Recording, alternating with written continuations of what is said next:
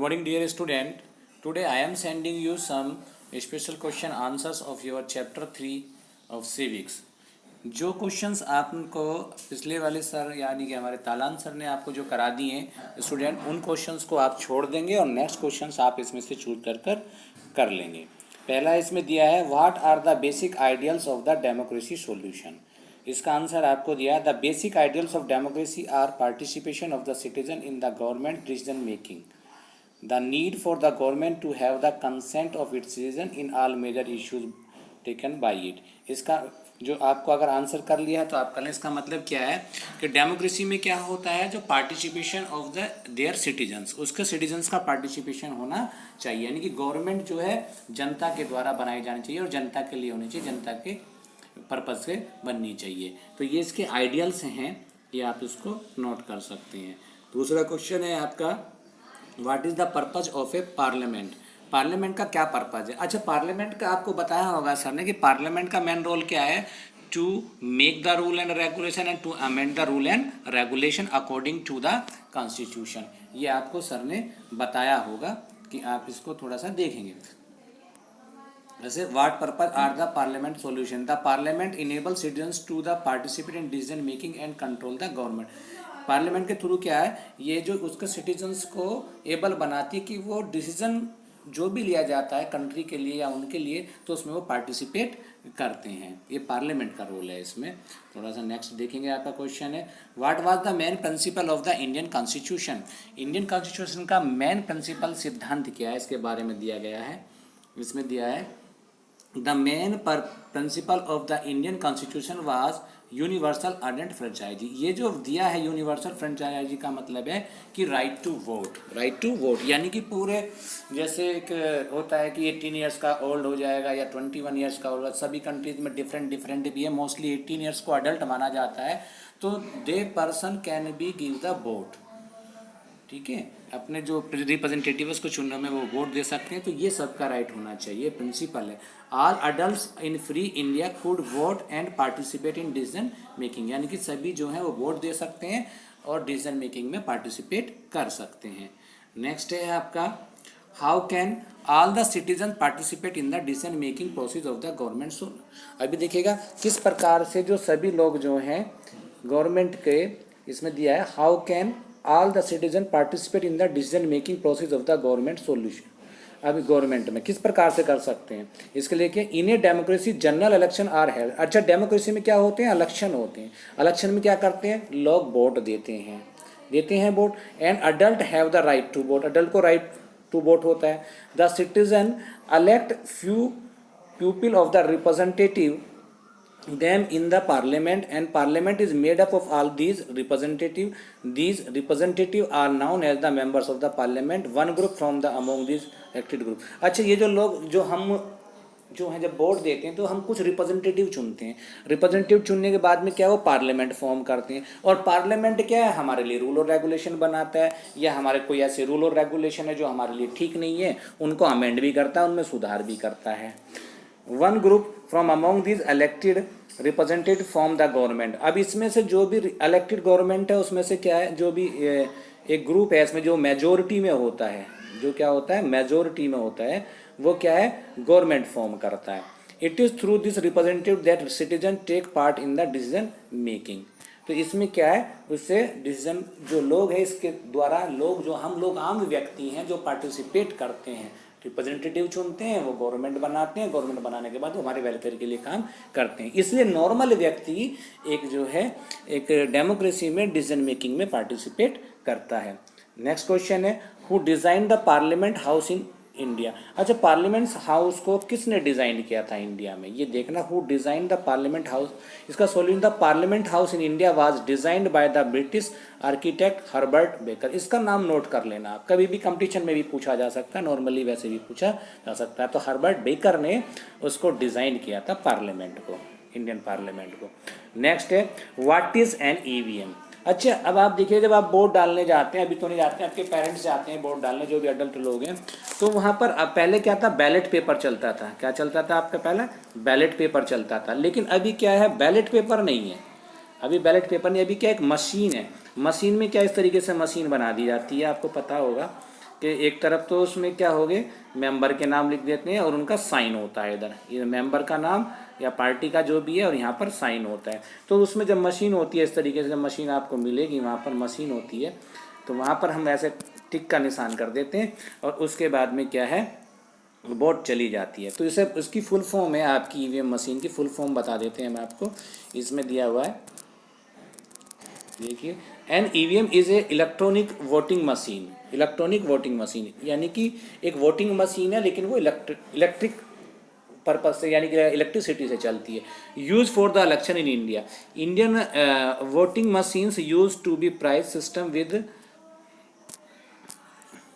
A balloting units presenting the voter with a button for each choice connected by the cable to the electronic ballot box. Electronic ballot box से उसका जो है cable connect होता है। तो ये EVM machine है, electronic voting machine है, इसके थ्रू हम वोटिंग करते हैं आज की डेट में। बैलेट पेपर जो पेपर पे नहीं करते हैं, पहले बैलेट पेपर पे भी होता था, अभी भी कहीं किसी जगह हो जाता है। नेक्स्ट है आपका व्हाट इज कॉन्स्टिट्यूंसी। कॉन्स्टिट्यूंसी का मतलब है एक एरिया होता है constituency. The country is divided into many areas election purpose. Election purpose से कंट्री जो है बहुत सारे एरियाज में डिवाइड कर देते हैं। Each area is called A constituency. जैसे आपका यूपी है, ये आपका ये यूपी है, मान लिया ये पूरा यूपी, मैं इसको आपको क्लियर कर देता हूँ एक बार और फिर मैं आपको बताता हूँ। यहाँ पे मान लिया ये आपका पूरा यूपी है, आपका ये यूपी दे दिया गया है।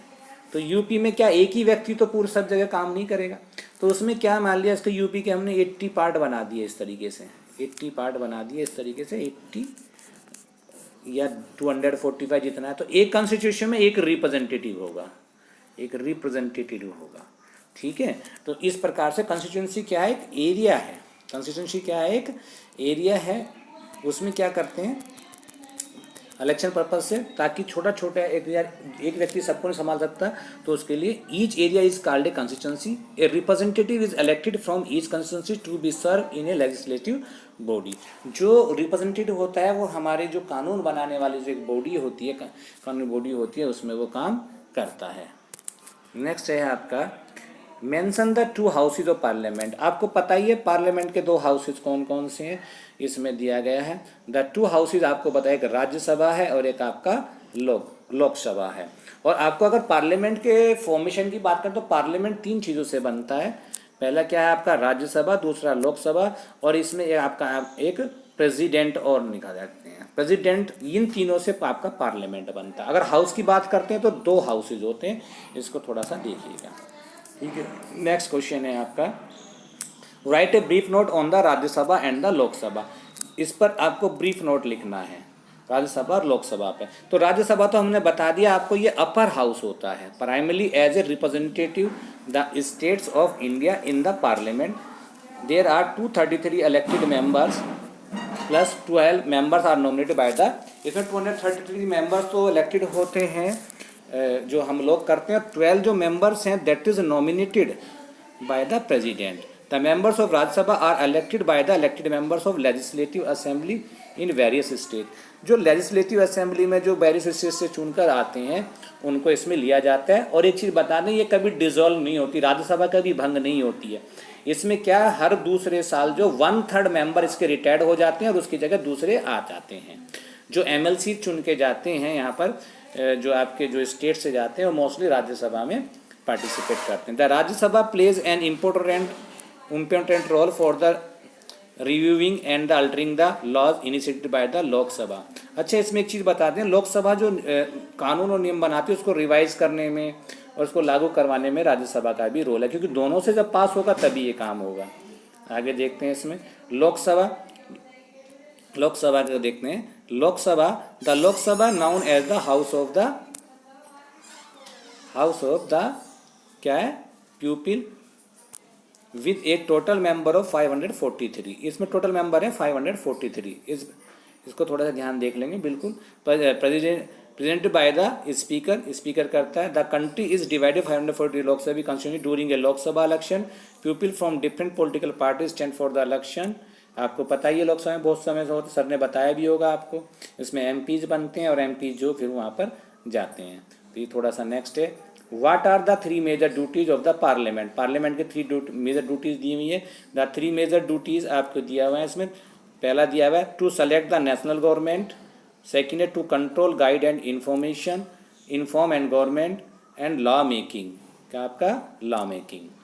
नेक्स्ट है आपका how is national government selected, अब नेशनल गवर्नमेंट कैसे सेलेक्ट होती है। After the Lok Sabha election a list of prepared showing how many MPs belonging to each political party, main चीज़ है जिसकी मेजोरिटी होती है, 2/3 मेजोरिटी होती है, वो गवर्नमेंट फॉर्म करता है। अगर इन केस में अगर 2/3 मेजोरिटी नहीं है, 2/3 मेजोरिटी नहीं है, तो क्या फिर एक या दो पार्टी या 3 पार्टी वो आपस में कोलिजन कर लेती है, गठबंधन कर लेती हैं, तो वो कोलिजन गवर्नमेंट भी बन जाती है। ज़रूरी नहीं है कि पूरा का पूरा जो है एक ही हो उसको, तो वो गठबंधन कर लेती हैं।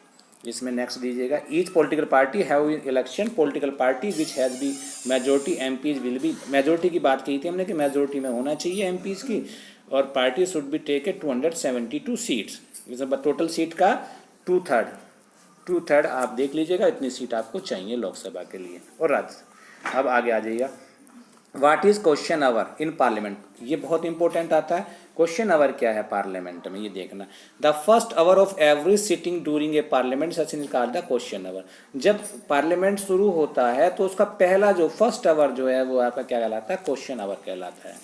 ठीक है, during question hour questions are posed by the members of specific government minister, ये उनमें जो स्पेशल गवर्नमेंट मिनिस्टर्स होते हैं वो क्वेश्चन पुट अप करते हैं, उनको दिया जाता है। The concern ministries have to be answer this question, जो जिस मिनिस्ट्री के कंसर्न में क्वेश्चन दिए जाते हैं वो उसका आंसर देता है, और उसके लिए उन्हें फिक्स डेट पे दिया जाता है कि यहाँ तक आप जब दें। The question asked during the question hour highlight the shortcoming of the government and also bring light to the opinion of the citizen through the representative, यानी कि एक बार ये जो क्वेश्चन होते हैं एक प्रकार से जो रिप्रेजेंटेटिव हम लोगों जो चुनते हैं वो उनकी समस्याओं पर ही होते हैं, तो उसमें क्या ओपिनियन रहता है, गवर्नमेंट जो फॉर्म हुई है वो क्या काम कर रही है, तो अपोजिशन वाले भी और अदर भी उस पर ओपिनियन देते हैं कि सिटीजन्स का क्या ओपिनियन है और हमें कैसे काम करना चाहिए, तो पूरा सिस्टम उसमें होता है।